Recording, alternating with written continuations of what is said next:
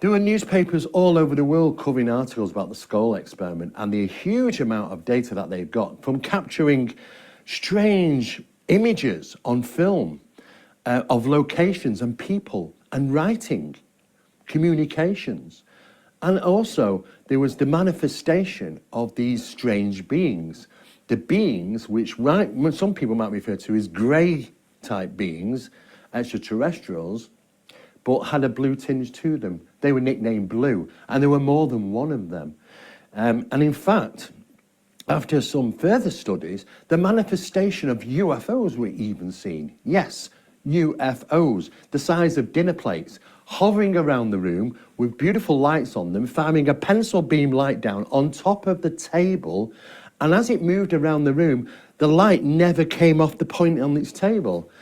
These were manifestations. Some of them were triangle objects, some of them were discs like flying saucers. They were witnessed, they were seen, and that really lends hand to, is the UFO phenomena, does it have a foothold in the paranormal circle? And I believe the evidence now from researchers around the world delving into these subjects, the answer is yes. There's a huge amount of information now that lead us to believe it's not just simply that these entities, whoever they are, wherever they're from, are in these crafts, solid crafts. They're not. Sometimes they're not solid, they're apparitional, they're metaphysical, are travelling the vast distances of space. There isn't enough evidence really to support that, to be honest. The evidence supports that it has a very strong connection and an association with the occult, the supernatural and the paranormal. Here we look at some of the skull experiments in regards to the manifestation of apports. There was a couple of strange occurrences. Two newspapers apported and were kept actually by the experimenters. Two newspapers, two old newspapers from the Daily Mirror, the Daily Mail.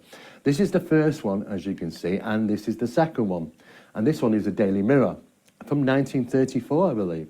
Now, what's really interesting is that when they got this paper, it apported and it just appeared on the table amongst other items, that it went off for analysis, strict analysis.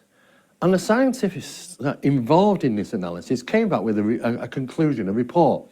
And it stated that the paper was real paper used in 1934. The ink which was analysed was from 1934. In fact, the whole thing looked like it had just come off the press, mint press. And yet, it was made, everything was made from the materials used in 1934. So, where did it come from? Now, most interestingly, when they monitored this newspaper was kept in a glass container and kept for out of sunlight. Something unusual happened. The paper started to brown very, very quickly. And in fact, over a short period of time, they realized how fast it was actually deteriorating. Because specialists in dealing with newspapers can come in and say, well, look, we expect some browning to take place over a period of time. How long does it normally take to affect it on the newspaper even though it's kept out of ultraviolet light and sealed in a glass case? According to details, it was aging approximately 500 days per day. So when we're dealing with apportation, the phenomena that is often associated to the poltergeist phenomena, are we dealing with things which are apported that have some reference of time displacement, that they're aging faster? Now, it's very difficult when it's, and it's an ornament or some keys and things. We don't see the aging effect. But we would do on things like this, on the newspaper and other items. It starts to get very interesting about, do they come from another reality that is somehow disassociated in regards to its time with our reality? And when things come through, then they're adversely affected by the reality that we're in, ours. There was glass dome experiments, recordings that took place in the glass dome. Very fascinating, because those recordings came back as human vocals, and you could tell the sound was being emanated inside the dome with the recording devices. It sounded a bit like they'd got a peg on the nose, and that's the kind of the effect of the sound inside the dome. I've conducted experiments myself, as you can see here, and also got very similar results. Well, regular physical phenomena was encouraged by the Skoll team, and they were to reach out to these other scientists. And like I say, they came in the troves. And the Society of Psychical Research, which is in the UK, is probably one of the leading establishments in the world that look deeply scientifically at the phenomena of the paranormal. And they couldn't conclude. All they could say is that they were legitimately, these disturbances, these manifestations were real, they were happening, and people experienced them. This is just some of the light phenomena that was witnessed in the film and photographed and videoed. Now, it's interesting that I've had numerous different discussions with people, researchers around the world, and they told me the same story, even though they're not connected to each other. And it's a story concerning CERN. Now, we've always been wondering, what the hell's going on at CERN? What experiments, secret things are going on that we don't know? And there are some references that I've been told on several times, which are very interesting, that they were attempting to open a small hole to another reality. And they were trying to get a mouse in there for a few seconds and out. And unfortunately, every time they did this, the mouse unfortunately died. Eventually, though, through process of continuing that research, they realized that they could keep the mouse alive by surrounding it in argon gas. And they provided this argon gas in this small chamber of the ice where the mouse went through, only for a few seconds, and it was brought out, and to their surprise, it was alive. But unfortunately, and quite unusually, the mouse died only hours later. And when they conducted analysis on the mouse, they realized that it died from rapid aging.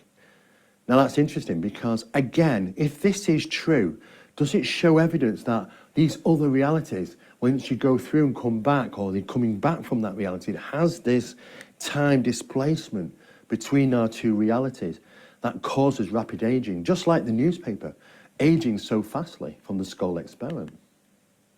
There are people around the world that have had these unique abilities for many years. Some of them very well known, like Stella Lansing and Dorothy Izat, were both in the 60s and 70s recording things on cinefilm, of all things. And they were often drawn to a location. Suddenly they'd have to jump up and go and film in the back garden, or go and film a particular area. And they would capture phenomena in exactly the same method that the Skoll cameras were capturing videos, images, and writing on film. And the scientists looked at Dorothy Izat and Stella Lansing, the equipment, and couldn't find a rational explanation how this phenomena was somehow manifesting on film. And they took videos of UFOs and strange beings, apparitions sometimes, and strange lights. They were both doing exactly the same thing, utilizing the same method. But, interestingly, both had their conscious connection with this phenomena. Now, when we talk about communications, when I said, it wasn't just the Vril Society that were doing this, also later on, in sort of throughout the 60s and 50s, 60s and 70s, people such as Boeing was involved, the aircraft company, and as well as Bell were also involved, the aircraft company. They manufactured helicopters initially. And they sat around seance tables during this time to obtain little bits of information from what I assume is non-human communication, non-human entities. There's just like exactly the same methodology utilised by the German Metaphysical Society that became the Vril Society. Doing exactly the same thing, getting bits of information, never a full picture, but getting little bits and utilising that information. Maybe in the latest skunk works operations, who knows? But the thing is, it's really interesting, is that they actually came together and obtained little bits of information from these non-human entities that would share little details with them. They were documented and they went off, obviously tried to manufacture, maybe utilise some parts, but they were never fully successful, just like the Germans were never fully successful in the Flying Saucer program or the Flying Disc program, that they never had a full picture. This phenomena doesn't want you to have a full picture, I don't think. I think it just wants you to keep coming back more and more often so it can get under your skin. And when those happen, things like the hitchhiker effect can happen. This is when the phenomenon starts to track back home with you, intertwine itself into your life, sometimes causing some disruptions, as you can well imagine. This is giant rock. Most people in the subject of UFOs will recognize this out in Nevada. And it's a significant location because back in sort of 30s and 40s, this was the pinnacle location to go to for UFO conferences. But why? The big question is why? Do everybody actually ask? Why is this location picked out? Well, it all goes back to not the fact that UFOs were seen in the sky or anybody had some type of sighting on there, though that UFOs are seen throughout the whole area there. But it all started with the sighting of non-human entities coming out of the rock. Now, giant rock is split in two now, unfortunately, but it's still the second largest standing rock in the world. But it does have a connotation between the phenomena and the geology. Is there some connection going on between what we might refer to as the UFO phenomena and the geology of the Earth? Does seem to be some form of connection, some evidence. Missing people, if we look at missing people in the 411 cases of David Paulides, and not just his, other strange occurrences around the world, they're happening in key locations, near cliffs, rocks, hillsides, mountains, and especially boulder fields. It's as if there's a geological connection, not just with missing people, and I mean profound missing people. 1 minute they're there, next seconds they're gone, never to be seen. Profound disappearances. But also the UFO phenomena, also the paranormal phenomena, also the cryptid phenomena. There are locations around planet Earth in what we might refer to as positive magnetic regions, which are strife in this type of phenomena. And I do not think that is purely by accident. If we look at Katie Grybowski, who's a MUFON investigator, she grew up at a location called Clearview Ranch, where strange flying boxes would appear, and balls of light and UFOs were seen in the sky, and also cryptid phenomena. Bigfoot-type creatures or dogmen-type creatures were seen and witnessed, sometimes in what looked to be skirmishes between these box-type craft, which was sometimes seen flying with lights on and come down and land, and these creatures. Whatever was going on was a real mystery. But she had quite a lot of experiences. But where does it lie? It lies in the heart of a positive magnetic region of Elbert County. Exactly the same as Wilson Ranch, Bradshaw Ranch, Skinwalker, or earlier referred to Sherman Ranch. All these locations and many others around the world have a footprint of this strange cocktail of paranormal phenomena, which includes UFOs, the paranormal, and cryptids, and so on. And is it something connected geologically with planet Earth? Because it's interesting, when you start to look back in time, back into the 1980s, there was references, comes from Colonel Corso this, there were references in 1982 that the US government were looking into the connection between positive magnetic regions and the UFO phenomena. Have we missed something here, guys?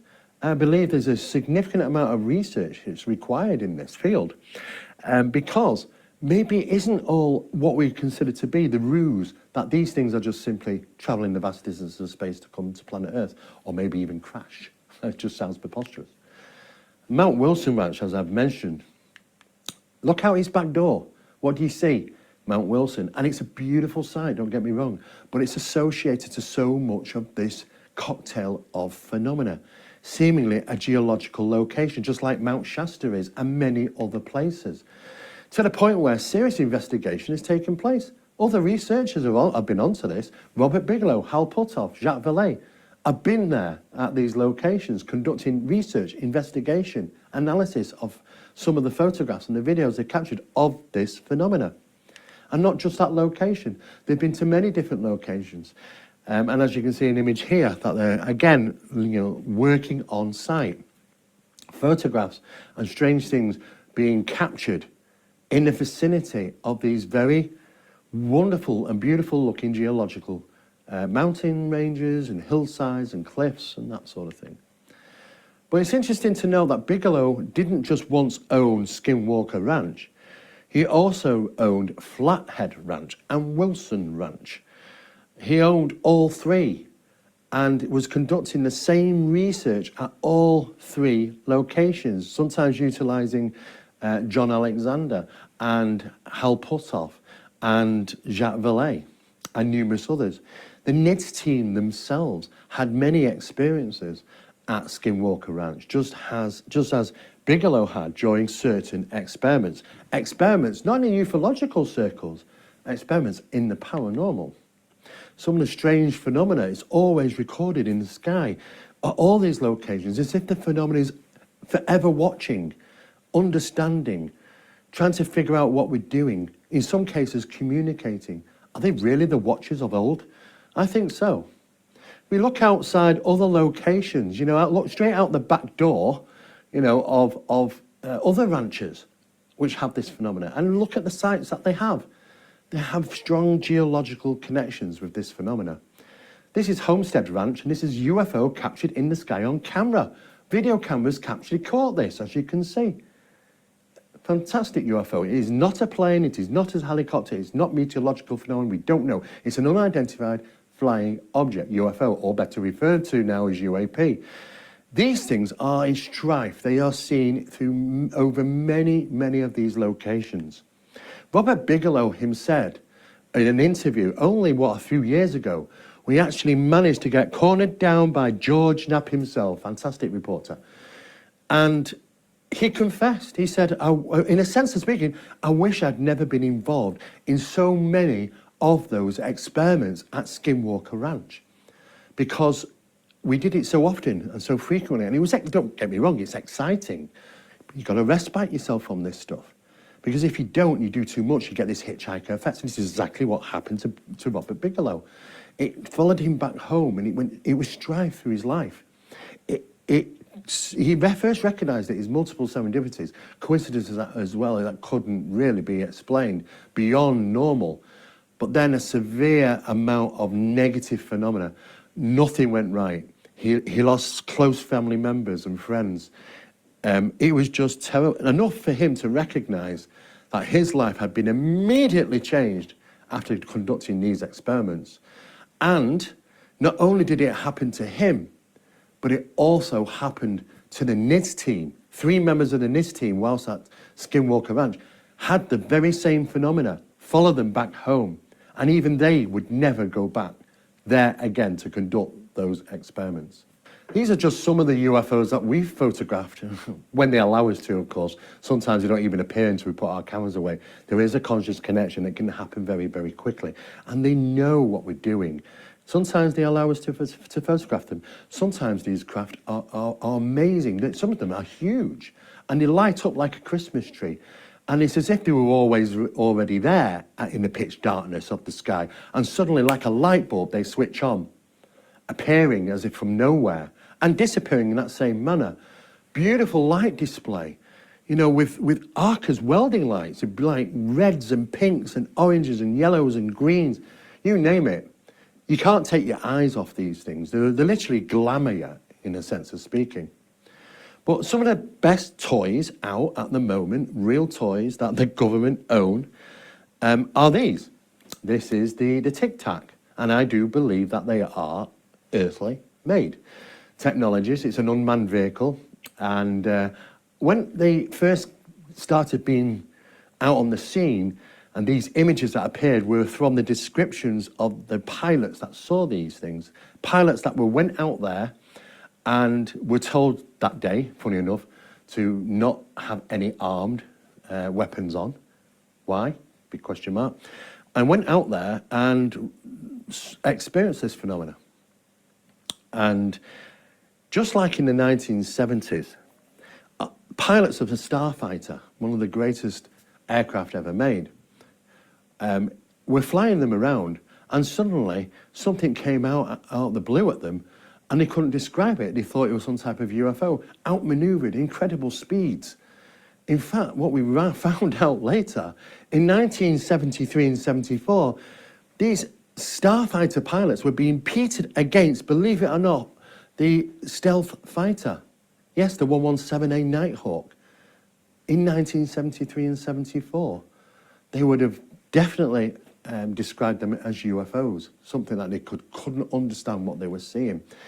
Are we having the same effect here by these pilots going out like David Fravor and many others, witnessing this phenomena? They don't tell the pilots what they're going to encounter, but they do monitor. They want a live scenario. They want to see how they compete with him, how they deal with it. Like being in the army and having a 12-mile hike through a forest, only to be jumped out on and besieged upon by Company B. Nobody's going to tell you that's going to happen because they want a realistic event to take place. Remember, they were told not to arm their aircraft that day. Also, it's interesting is that within literally an hour, somebody's there on the ship recovering all the data. How did they do that so fast? Also, they never said to the pilots not to talk about these things. Oh yeah, go and talk. I tell you what, let it go in the New York Times and the Washington Post. It's just, everything points to something, a narrative that they want to point these finger at these and say these are UFOs, and I don't believe they are. I believe they're advanced technology that we have. And I don't think they're actually new. I think they've been around for a little while. Not just American are doing this, but also the Chinese and the Russians. These are what we refer to as the drone wars. Specialized technology, specialized, they're like creating a bubble around themselves in the sense of speaking, and unmanned, traveling at capable and incredible speeds. But they do have some unusual things on these early drawings from the descriptions of these pilots. And this was, the Tic Tac had these little prongs on. In fact, had 4 of them, according to the information, which, funny enough, they seem to be disappearing off images and drawings and artwork in latter days. I have to question, why is that? The pit-up tubes is a big giveaway. These are I refer to as pit-up tubes. They're found, as you can see here, on unmanned aerial vehicles. Some of these linked to geostationary satellites or geo-orbital satellites to feed back information and control details. And as we can see here, in one of the early visual descriptions of the Tic Tac, it had 4 of these on them. And we have a video here of a Tic Tac itself, which is flying. When everybody was watching TV news about looking at the Pentagon's videos of these thermal imagings of the Tic Tac, I was actually looking at real video footage. Yes, they do exist. And this is from the shores of Mexico by a good friend who took the footage and passed it over to me, Amber White. And I have to say that I don't believe these are extraterrestrial in origin. I believe that the true phenomena can act differently. And it's getting very difficult. We've now come to a time when we can't visually identify what UFOs are. I think the only method, really, if we can get close, is that some of these real, true UFO phenomena can seemingly manifest from nowhere and dematerialize, can split into 2, can morph even. I think that's more of a clue to their physics than our physics at this current time.